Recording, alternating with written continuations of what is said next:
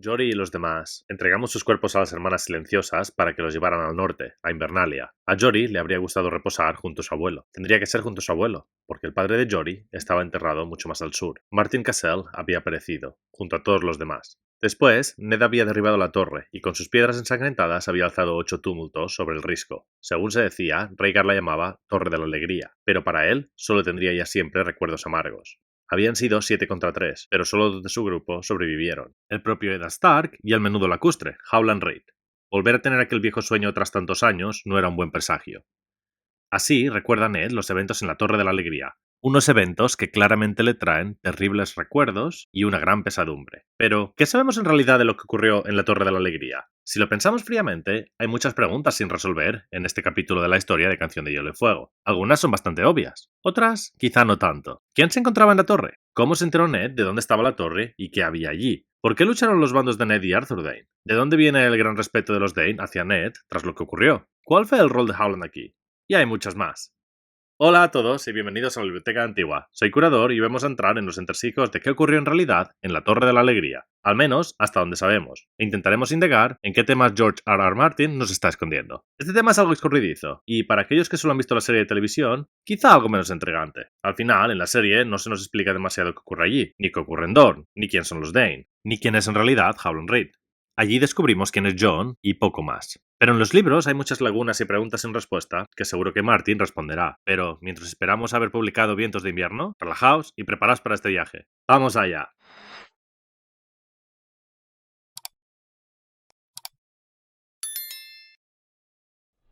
Antes de entrar en detalle, algo de contexto geopolítico. Y con esto quiero decir cómo iba la guerra en el momento en que Ned se presenta en la Torre de la Alegría. La rebelión de Robert es un tema complejo, pero a grandes rasgos, estos son los eventos que ocurren. Si queréis más detalles sobre la guerra, dejadnos un comentario sobre qué parte os interesa más, y lo cubriremos en cuanto podamos. Tras los eventos del torneo de Harrenhal, Rhaegar, entre comillas, secuestra a Lyanna Stark. Cuando su hermano Brandon se entera de esto, viaja al desembarco del rey desconociendo que el príncipe Rhaegar no se encontraba en la capital, y grita a los muros que salga a morir. Brando es quizá más fuerte que Ned, y en muchas ocasiones Ned dice que su hermano fue quien debió heredar Invernalia, pues había sido preparado para ello, pero sin duda no era demasiado brillante. Este plan, evidentemente, le termina por salir mal, y acaba arrestado por el Rey Loco por planear el asesinato del príncipe. Lord Rickard Stark, el padre de Ned, quien se encontraba bajando al sur, se dirige al desembarco con 200 hombres. Todos excepto Ethan Glover, quien había acompañado a Brandon al sur, son ejecutados. Tras esto, el rey Aerys II ordena que Jon Arryn envíe la cabeza de Robert Baratheon, quien, en lugar de esto, decide llamar a sus vasallos, comenzando así la guerra, que viene a durar casi un año.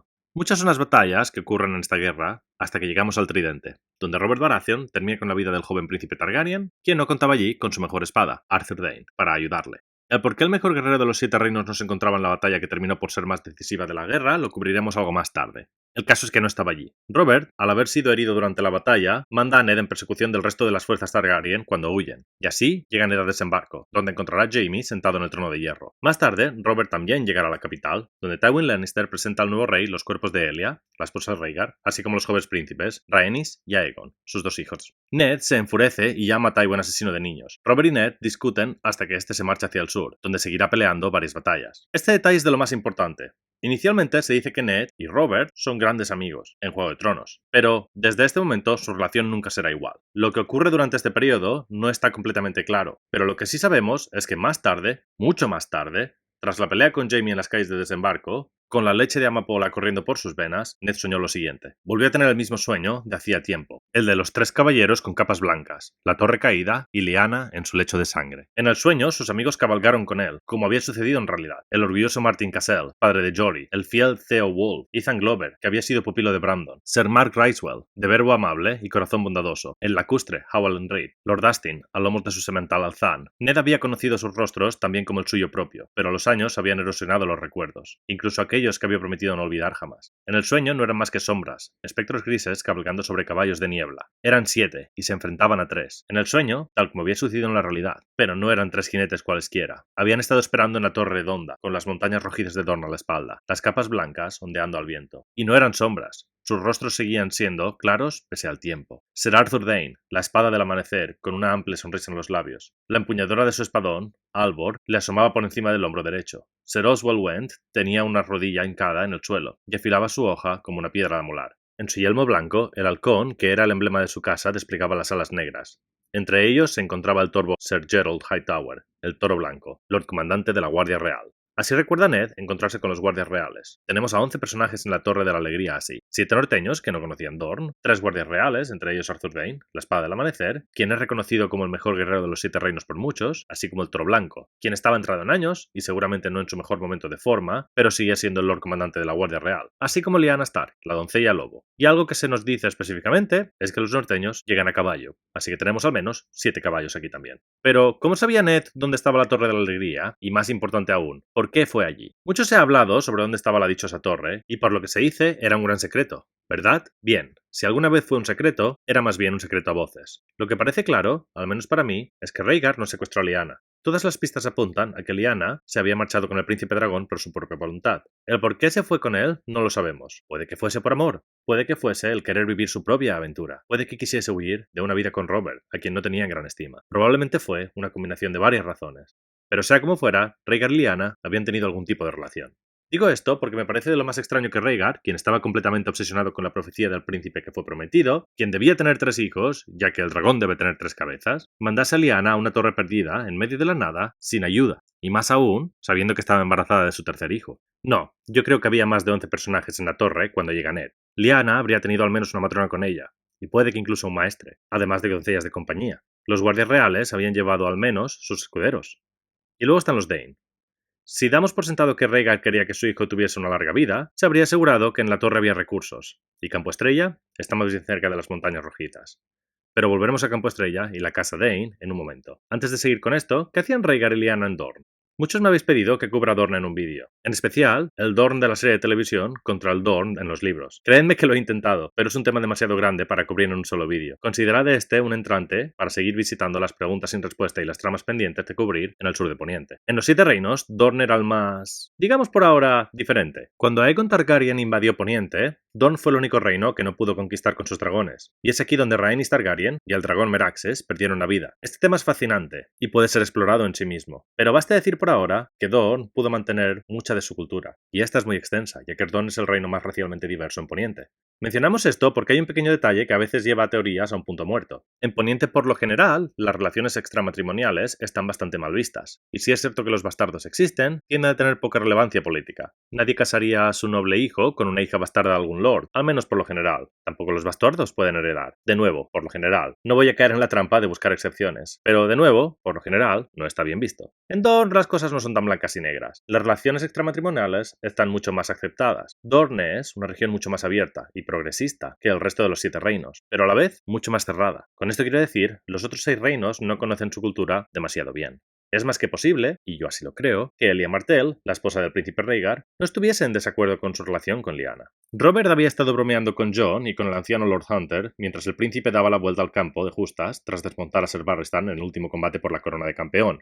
Ned recordó claramente el momento en que todas las sonrisas murieron, cuando el príncipe Rhaegar espoleó su caballo. Pasó de largo por donde estaba su esposa, la princesa de Dor, Elia Martell, para poner el laurel de reina de la belleza en el regazo de Lyanna. Aún era capaz de visualizarlo, una corona de rosas invernales, azules como la escarcha. Se nos dice que todas las sonrisas murieron. En el libro El mundo de hielo y fuego se nos cuenta la reacción de Brandon, y de Ned, y de Robert, quien se lo toma a risa. Pero no se nos dice en detalle cómo reaccionó Elia, y yo creo que esto es así adrede. Parece claro que Elia y Rhaegar no estaban enamorados, pero se tenían un gran respeto mutuo. Ahora bien, de parecerle bien que tuviese una amante a que el niño que engendrasen pudiese heredar el trono de hierro un día, hay un trecho. Es por ello que yo pienso que Rhaegar y Lyanna estaban en Dorne con la venia de los Martell para discutir qué sería de la sucesión al trono y asegurarles que sería Aegon quien tomaría el relevo algún día. Es casi seguro que estos sabían quién había allí, como es bastante seguro que los Dane eran quienes enviaban suministros a la torre. Arthur Dane era el mejor amigo del príncipe, y luego está Ashara, quien sabemos que era una doncella de compañía de Elia, pero de quien momento no sabemos demasiado,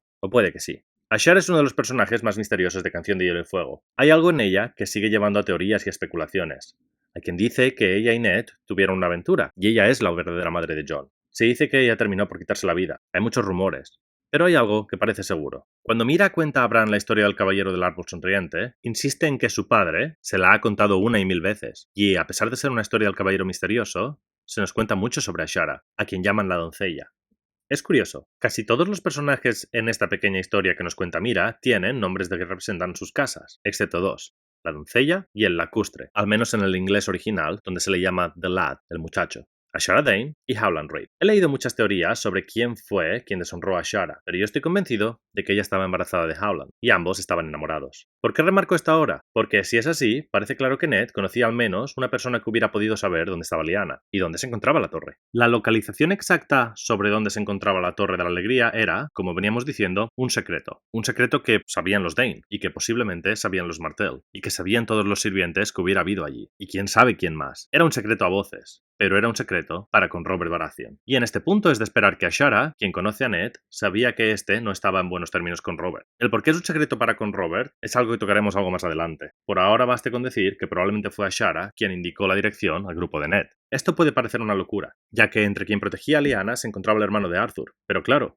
si lo pensamos fríamente, en este momento Rhaegar ya ha muerto en el Tridente, y Jaime ha asesinado al Rey Loco. Robert está en desembarco y es el nuevo rey de Poniente, así que en principio, tanto un bando como el otro buscan lo mismo, proteger a Lyanna Stark. Evidentemente, esto no fue lo que ocurrió. Ned recuerda este intercambio al llegar a la torre. «Os busqué en el Tridente», les dijo Ned. «No estábamos allí», replicó Sir Gerald. «De haber estado, el usurpador lloraría lágrimas de sangre», dijo Sir Oswald. «Cuando cayó desembarco del rey, Sir Jaime mató a nuestro rey con una espada dorada. ¿Dónde estabais entonces?» «Muy lejos», dijo Sir Gerald. «De lo contrario, Aerys seguiría ocupando el trono de hierro y nuestro falso hermano ardería en los 7 infiernos». «Bajé a Bastión de Tormentas para levantar el asedio», les dijo. «Lord Tyrell y Lord Redwan rindieron sus pendones, y todos sus caballeros se arrodillaron para jurarnos lealtad.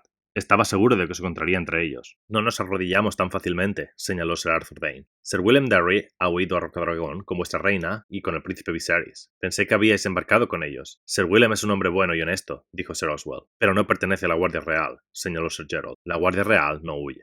«Ni entonces ni ahora», dijo Sir Arthur. Se puso el yelmo. «Hicimos un juramento», explicó el anciano Sir Gerald. Los espectros de Ned se situaron junto a él con espadas de sombra entre las manos. Eran 7 contra 3. «Esto va a empezar ahora mismo», dijo Sir Arthur Dane, la espada del amanecer. Desenvainó a Albor y la sujetó con ambas manos. La hoja era blanca como la leche, y la luz hacía que pareciera tener vida. «No», dijo Ned con voz entristecida. «Esto va a terminar ahora mismo». George R. R. Martin fue preguntado sobre esto en una ocasión, allá por 2002. ¿A por qué lucharon? Él respondió que había que esperar a un futuro libro. Esperando seguimos. Pero dio una coletilla. George insistió en que lo que ocurre ahí es un sueño, y los sueños no son siempre literales. Es importante recordar esto, porque parece que Martin puede cambiar los hechos que sabemos en un futuro. Lo que sí que parece claro es que lucharon, al menos de alguna forma. ¿Pero por qué lo hicieron? Tanto Ned como los guardias reales querían lo mismo. Bien, la explicación que me parece más lógica es que esas fueran sus órdenes. Rhaegar había estado con ellos en la torre hasta que Aerys lo había hecho llamar para luchar en la rebelión, enviando al Toro Blanco, quien se quedaría con Lyanna en la torre. Rhaegar habría estado convencido de su victoria en este punto de la historia. No he querido indagar demasiado en el personaje de Rhaegar, pero él sabía, si bien es cierto que lo que sabía no era cierto, pero aún así él estaba convencido, que él sería quien hiciese cumplir la profecía. Por lo tanto, no podía morir. Y más ahora, que por fin iba a tener su deseado tercer hijo, que si bien no hubiese sido Targaryen, tampoco sería un bastardo cualquiera. No, su hijo sería una semilla de dragón, como los legendarios guerreros de tiempos pasados. En su convicción de que volvería a la torre, es lógico pensar que habría dejado órdenes sencillas. No dejáis que nadie entre en la torre. Órdenes simples. Órdenes claras. Órdenes que los guardias reales, que habían visto a Aerys cometer actos imperdonables sin inmutarse, habrían seguido sin pensar. Sir Gerald dice a Ned que ellos hicieron un juramento. Y así, ellos cumplen las órdenes que juraron cumplir. Hasta aquí todo bien, pero si lucharon, ¿cómo se las apañó Ned para ganar? Eran 7 contra 3. 7 norteños, algunos curtidos en batalla, otros, que no eran guerreros para nada, como Howland, contra 3 caballeros de la Guardia Real. Para mí las fuerzas están más igualadas de lo que parece, pero es extraño que al final, si fue un duelo entre Ned y la Espada del Amanecer, como parece que fue, Ned pudiese alzarse con la victoria. Arthur Dane no era considerado el mejor guerrero de los 7 reinos por nada, y Ned era poco más que muchacho. Ned nos dice varias veces que es Howland quien le salva la vida, pero me parecería desafortunado que lo hiciesen como en la serie de televisión, que el lacustre apuñalase a Arthur Dane por la espalda. Ahora bien, es posible que Howland tuviese cierta participación a la hora de acabar con la vida de Arthur Dane. Que esta participación fuese, digamos, natural, me parece menos claro. Mira nos cuenta que el pequeño lacustre fue a la Isla de los Rostros, donde aprendió toda la magia de su pueblo. ¿Qué magia? La magia de los lacustres es algo que no está nada claro, excepto quizá que pueden mover la atalaya de aguas grises. ¿Es posible que Howland Reed utilizase algo de magia para terminar con la espada del amanecer? Yo creo que sí. Howland va a jugar un papel fundamental en la canción de Hielo y Fuego, y su rol va a ser, digamos, mágico. ¿Cómo derruyeron la torre? Este tema se ha discutido mucho. ¿Cómo es que Ned y Howland se las apañaron para derruir la torre ellos solos? Aquí para mí hay 2 posibles explicaciones, o quizá 3. pero seguramente dos. La primera, y la mucho menos entretenida, es que, como ya hemos determinado, en la torre había al menos 7 caballos, los de los norteños, aunque es difícil pensar que los guardias reales no tenían al menos una montura cada uno, así como Lyanna, quien era conocida por ser una gran amazona. No es descartable que simplemente utilizaran los caballos para derribar la torre. ¿Aburrido? Sí, pero más que probable. La teoría que es quizá más entretenida es que, de nuevo, fuese el bueno de Howland, que, como acabamos de decir, aprendió magia en la Isla de los Rostros, y quien acabamos de terminar, posiblemente conocía magia capaz de mover castillos. ¿Por qué no destruir una torre o hacerla desaparecer? Quizá con los cadáveres de los restos de los hombres. Habrá que esperar. ¿Qué fue de Ashara Dane? Esta es la pregunta que quizá tenga menos relación con la torre, pero que yo creo no podemos dejar sin tratar, considerando que yo estoy convencido de que fue ella quien llevó a los norteños a la torre. Según Alyra, la hermana de Ashara, ella y Ned Stark se enamoraron tras conocerse en Harrenhal. Después de la confrontación en la torre, Eddard viajó a Campo Estrella para informar de la muerte de Ser Arthur y devolver a Albor. Por lo que sabemos, tras esto, Ashara saltó de lo alto de la torre espada de piedra blanca, hacia un acantilado en el mar. Lo curioso es que su cuerpo nunca fue encontrado, y ya sabemos qué pasa con muertes que no vemos al 100%. Se dice que Ashara se suicidó a causa de un corazón roto, o por la pena por haber dado a luz un hijo muerto, o quizá que le robaran a su hijo recién nacido, o quizá fue pena, tras recibir la noticia de la muerte de su hermano. En cualquier caso, poco después, Eddard Stark regresó a Invernalia con un bebé, a quien dio el nombre de Jon Nieve. Esto sabemos provocó rumores de que Ashara era la madre de Jon. Ahora bien, creo que todos estamos de acuerdo en que Lyanna es la madre de Jon. Entonces, ¿quién era el bebé que dio a luz a Ashara si es que lo hizo? Bien, sabemos de un personaje que parece tener, más o menos, la edad de Jon. Sabemos que ella respeta a los Stark. Sabemos que es hija de alguien que conocía a Ashara y que habría estado en la Torre de la Alegría. Y hay un detalle más. Al fondo de la sala se abrieron las puertas, y la ráfaga de aire frío hizo que las antorchas brillaran más durante un instante. Barrigón dio paso a dos nuevos invitados al banquete. Lady Mira, de la casa Reed, rugió el rotundo guardia para hacerse oír por encima del clamor, con su hermano, Jojen, de la atalaya de aguas grises. Curiosa forma de introducir a los hermanos Reed, y en particular a Mira. Por lo general en Poniente, quien hereda es el varón, pero aquí es Mira quien es tratada como la lady, y su hermano, Jojen, quien es el menor, como el acompañante. Este detalle puede pasar fácilmente desapercibido, pero yo creo que es muy revelador. En Dorne es el hijo mayor al que hereda los títulos, sin importar el sexo. Entonces, ¿por qué parece que una casa del norte, quienes tienden a seguir las tradiciones de los primeros hombres, ha nombrado a Mira la heredera? Bien, es posible que cierta casa vasalla del norte hubiese tenido un pequeño impulso progresista por parte de cierta doncella de Dorne. ¿Por qué si no la atalaya ha estado desaparecida desde la rebelión? ¿Por qué si no desconocemos quién es la madre de los Reed? Yo estoy convencido de que es porque Ashara es la señora de aguas grises, esposa de Howland y madre de los Reed. Y así llegamos al siguiente misterio. ¿Por qué los Dane respetan tanto a Ned, hasta el punto de nombrar al heredero de su casa Ned como él? Parece más que claro que Ned habría terminado con la vida de Arthur Dane, o quizá fue Howland, pero en cualquier caso Ned estaba allí y luchó contra él. Ned era un hombre honorable y decidió llevar la espada ancestral a Albor a Campo Estrella, pero esto no habría sido suficiente para que los Dane lo honrasen a ese nivel. Si vemos el estado de cada familia tras la guerra, los Dane han pasado de ser una casa con gran favor real, teniendo a Arthur como guardia real y el mejor amigo del príncipe Targaryen, y a Ashara como doncella de Elia, la princesa, a ser una casa en completa decadencia. Robert Baratheon se encargó de eliminar a todos los Targaryen y quienes les apoyaban. Su odio por la casa de dragón no tenía límites. ¿Qué habría hecho de encontrar a Ashara viva? Es posible que, quizá, solo quizá, cuando Howland y Ned llegaron a Campo Estrella, llegaron a un acuerdo con los Dane. Si yo estoy en lo cierto, Ashara y Howland estaban enamorados. ¿No tendría sentido fingir su muerte, evitando así consecuencias, digamos, desagradables, y marcharse con Howland? Arthur habría caído siguiendo sus órdenes, y quien acabó con su vida honró la casa Dane devolviendo a Albor. Y no solo eso, sino que también salvó la vida de Ashara escondiéndola en aguas grises, y permitiéndole tener una vida con el hombre a quien amaba. Y con esto hemos cubierto casi todos los misterios que ocurren aquí, todas las preguntas sin respuesta, ¿verdad? Nos falta una, y bien grande. ¿Por qué Ned dejó allí los cuerpos de sus vasallos? Todo lo que hemos cubierto hasta ahora nos lleva a describir un Ned honorable, quien lucha para recuperar a su hermana, discute con Robert hasta el punto de abandonarle porque asesina a los niños Targaryen, devuelve a Albor a la casa Dane, accede a casar a un vasallo con Ashara, caída en desgracia, para protegerla, probablemente. Toma al hijo de su hermana como su bastardo, lanzando su honor por la borda para proteger a su familia. Es un gran tipo. Entonces, ¿por qué no devolvió los cuerpos de sus vasallos al norte? Las familias hubieran entendido que no los llevasen, que solo recuperase el cuerpo de Lyanna, ya que tan solo él y Howland sobrevivieron, o al menos eso cree la mayoría, aunque ya hemos visto que quizá hubiera habido más gente en la torre que podría haber sobrevivido y marcharse a, digamos, Campo Estrella. Yo creo que algunas familias incluso habrían entendido que Ned no quisiese volver a ese lugar a recuperar los cuerpos más tarde. Lo que parece extraño es que Ned se negase a dar la localización a sus vasallos para que recuperasen los cuerpos de los hombres que le ayudaron. Ned no está por encima del bien y del mal, pero por lo general no parece el tipo de hombre que abandona a sus vasallos. Así que tenemos dos posibilidades. Quizá Howland hizo algo extraño, algo mágico, por lo que no hay cuerpos que recuperar. Pero Ned nos dice que con las rocas de la torre hace 8 tumultos. ¿Por qué hacerlo así si no hay cuerpos? Puede que fuese un memorial, pero parece poco probable. No, yo creo que los cuerpos seguían allí, pero Ned, quien era un joven que había perdido a su hermano, a quien admiraba, y a su padre, y a su hermana en una situación terrible, quien era un hombre que acababa de perder a su mejor amigo, si bien no físicamente, sí de una forma moral. Ned, que acababa de tomar al hijo de su hermana, quien, si Robert descubría, seguro que terminaría con él, pues era una semilla del dragón, como su bastardo, deshonrando así a su nueva esposa, a quien apenas conocía, pero quien debía de haber sido la esposa de su hermano mayor, quien debió heredar Invernalia en su lugar. Ned, quien he llamado hombre, pero era un chico, que no contaba con 20 años, estaba destrozado. Parece poco razonable pensar que un chico de esa edad, tras pasar por todo eso, estuviese en su sano juicio. A mi parecer, Ned decide derruir la torre para eliminar esos recuerdos de su mente.